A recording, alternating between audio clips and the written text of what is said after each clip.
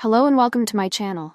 For today's painting, I used a reference photo that I downloaded from Unsplash. I've added the photographer's page link and the photo download link in the description, so you can check it out and get some inspiration for your own artwork. Alright, let's get into the painting. First of all, I start by analyzing the reference image. I take a really simple look at the image initially, breaking it down into basic shapes. Here, I've also simplified the image so you can follow along. As you can see, there are a few geometric shapes arranged together, which makes this composition fairly easy to sketch.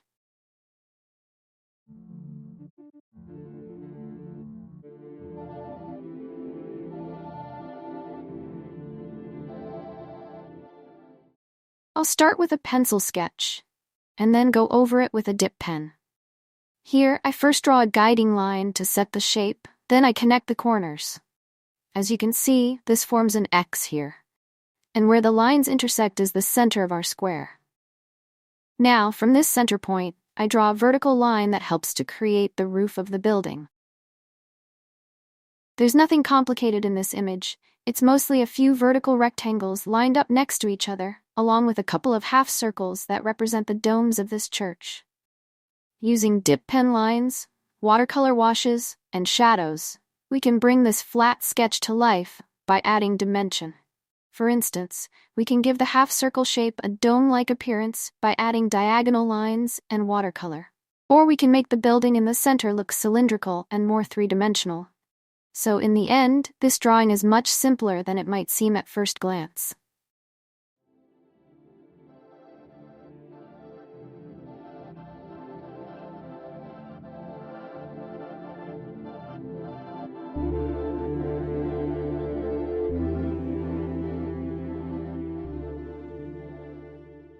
I bought my dip pen set online, and it came in a package. This set includes 4 different nibs in various sizes and 2 pen holders. I mostly use this particular nib for my drawings, and I'm really happy with it. For the ink, I use a waterproof type because I plan to add watercolor afterward. I don't want the ink to reactivate and smudge when the watercolor touches the paper. I really enjoy drawing with a metal nib. There are a few reasons why I love it. One of them is that it gives my drawings a vintage feel. Another is that the lines don't look too uniform. With the nib, I can create lines with different thicknesses depending on how much pressure I apply. Also, it's very economical. I bought this 60 ml bottle of waterproof ink about a year ago, and even though it's halfway down now, that's mostly because I accidentally spilled some on my desk a few times when the lid wasn't fully closed. So, it's very cost-effective and doesn't run out quickly. If I were using pens, I would have run out a few times by now. There is one downside, though. It's a bit slower than using a pen. When you draw with a regular pen, you can probably finish your sketch more quickly. But with a metal nib, it takes a bit longer, both for the drawing process and for the ink to dry.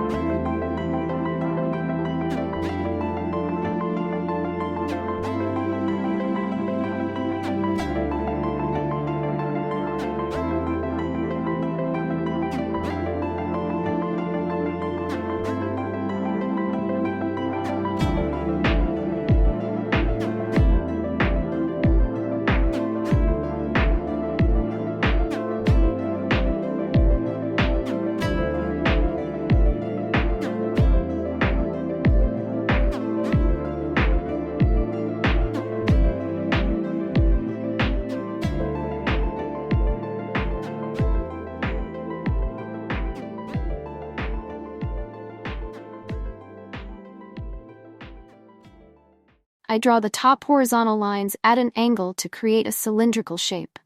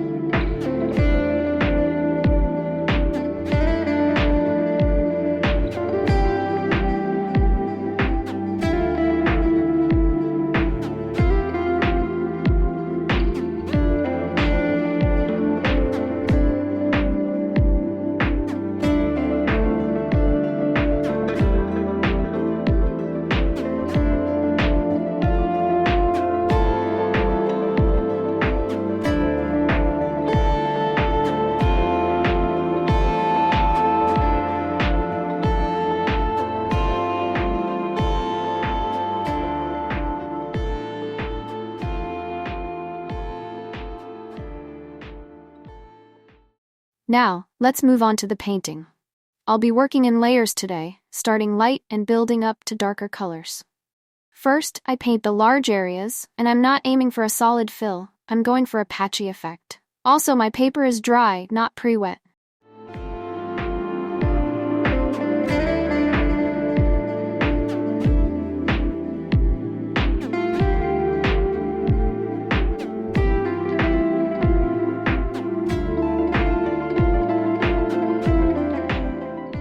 As you can see, I covered a large part of this painting with ochre in the first layer.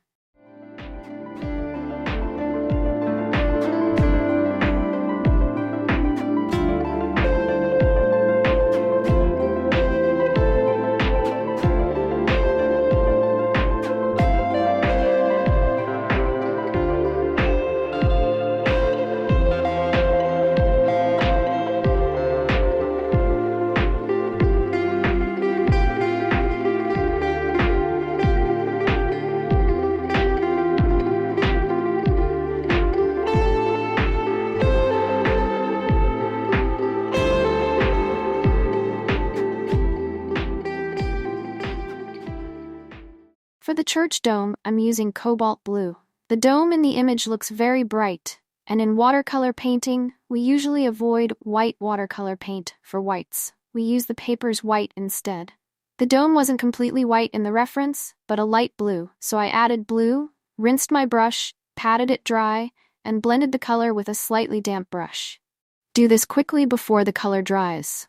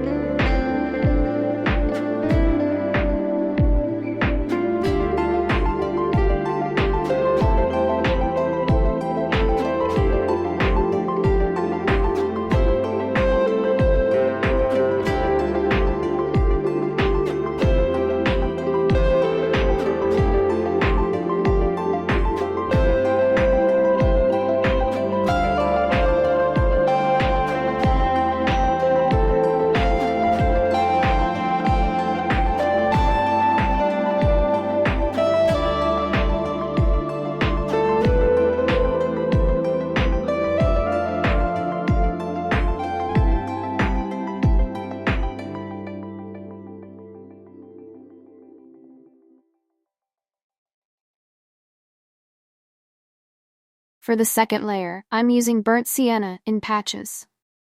If you look closely at the reference, the building at the front is lighter than the others.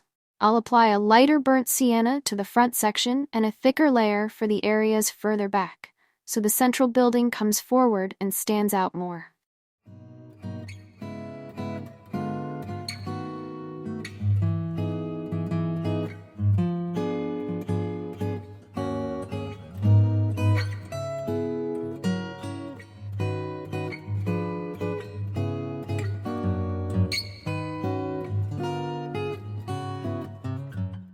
Throughout the painting process, I make the top part of the front building a little darker to give it a more cylindrical look.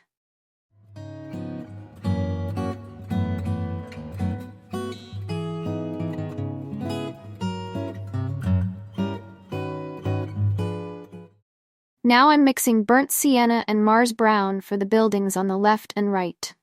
I also add a medium tone of this mix to the top of the front building to enhance the cylindrical shape. I lay down the color and then gradually blend it as I move lower.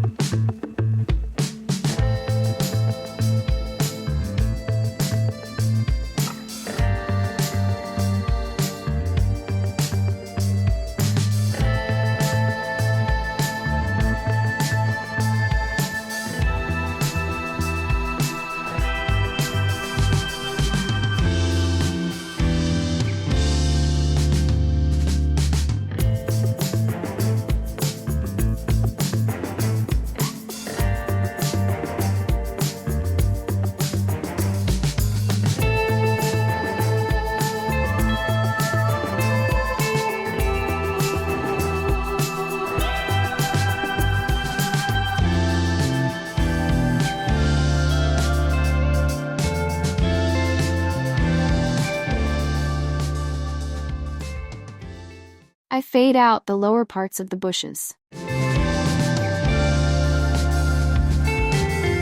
I mix ultramarine and sepia to create a dark tone, which I'll use to paint the shadows and the darkest areas.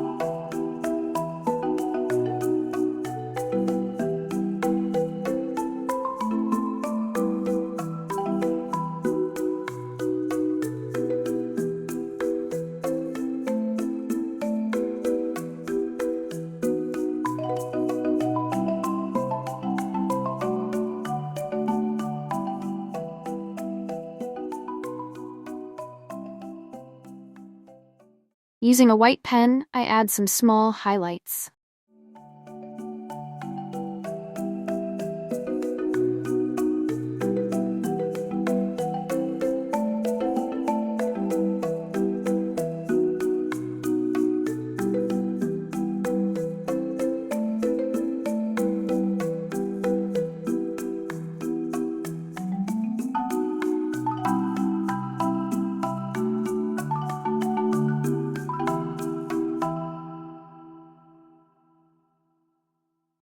Finally, I grab my smallest, most delicate brush, load it with a medium mix of black watercolor, and splatter the color around the edges of the church and slightly on the building itself.